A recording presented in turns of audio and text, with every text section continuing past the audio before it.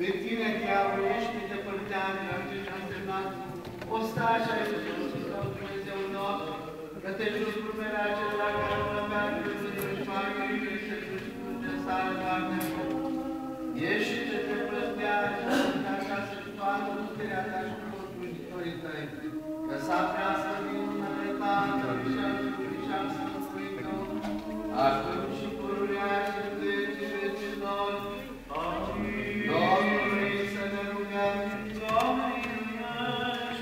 Doamne, seamă, Dumnezeu Israel, ce te mântuiești toată boala și toată credința, caută spre pruncii acestea cearcă ce te îndepărtează, aduce toată lucrarea tăținică, cearcă durece necurată și te depărtează, împărătește lucrurilor tale, lucrând cu grame, ca mântuirea puterii de grame, satana să picioare lămâne, și le tărmini să scăpșească la pământul necurată, ca dupătirea ta să se creștească de care tale și rămânitoare cerești.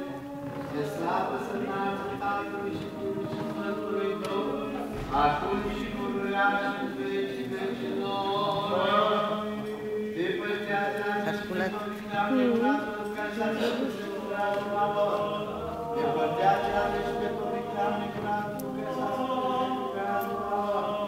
Te păstrează ascultătorii grame curatului ca să ascultă curatului lor.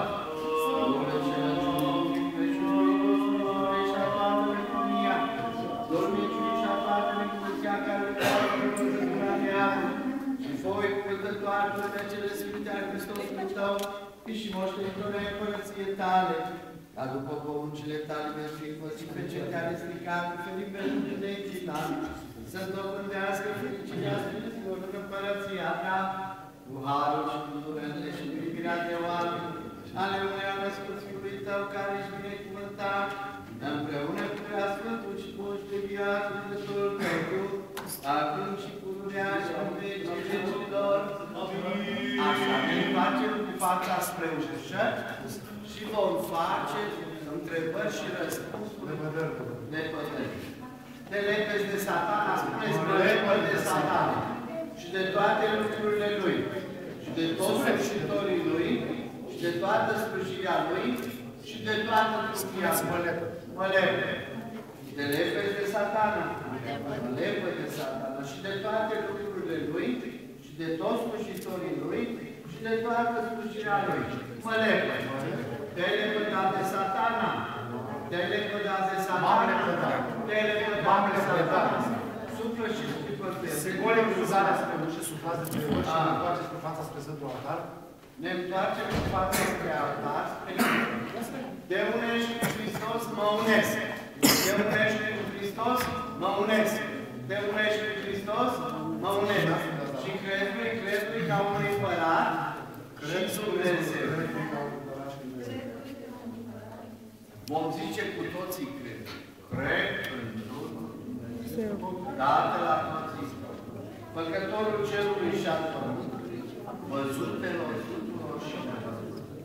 Și într-unul Domn Iisus Hristos, Fiul lui Dumnezeu, unul născut ca din Tatăl s-a născut, mai înainte de toți veci, lumină din lumină, Dumnezeu adevărat, din Dumnezeu adevărat, născut, iar nu făcut, cel de o ființă cu Tatăl, prin care toate s-au făcut, care pentru noi oameni și pentru a noastră mântuire s-a coborât în cerul, s-a întrupat de la Duhul Sfânt și din Maria Fecioară s-a făcut om și s-a răstignit pentru noi în zilele lui Ponțiu Pilat și a pătimit și s-a îngropat și a înviat a treia zi după Scripturi și s-a înălțat la cer și șade de-a dreapta Tatălui și iarăși va să vină cu slavă să judece vii și morți, a cărui împărăție va avea sfârșit. Și într-un Duhul Sfânt, Domnul de viață pe Domnul, care prin Tatăl cucete, cel ce împreună cu Tatăl și cu Fiul este închinat și mărit, care a grăit prin proroci. Într-una sfântă, sobornicească și apostolească și biserică, mărturisesc prin botez de iertarea păcatelor, aștept învierea morții și viața veacută ce va să fie. Amin. Te-ai iubit cu și crezui, ca un împărat și Dumnezeu. și te închin noi, mă închin Tatălui și Fiului și Sfântului Duh, Treime cel de o ființă și nedespărțit. Amin. Binecuvântat este Dumnezeu care ești ca tot oamenii să se mântuiască, la cunoștință adevărului să vină, acum și pururea și în vecii vecilor. Amin. Binecuvântată este Împărăția Tatălui și a Fiului și a Sfântului Duh, acum și pururea și în vecii vecilor. Și fața ale fi tu, te zici că e Vasile Control din profil, frate.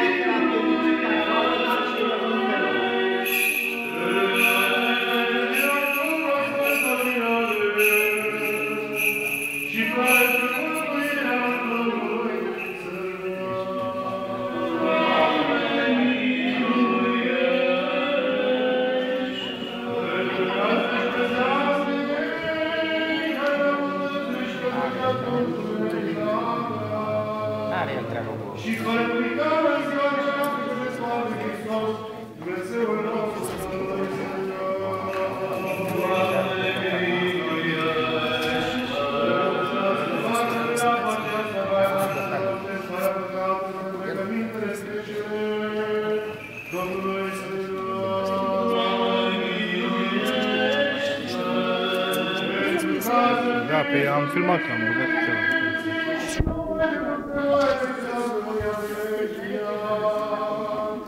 Apără, mântuiește, miluiește și ne păzește pe noi, Dumnezeule,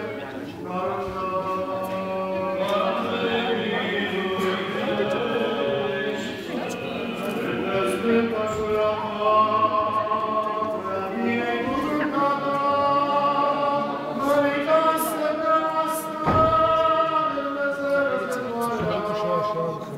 și pururea Fecioară,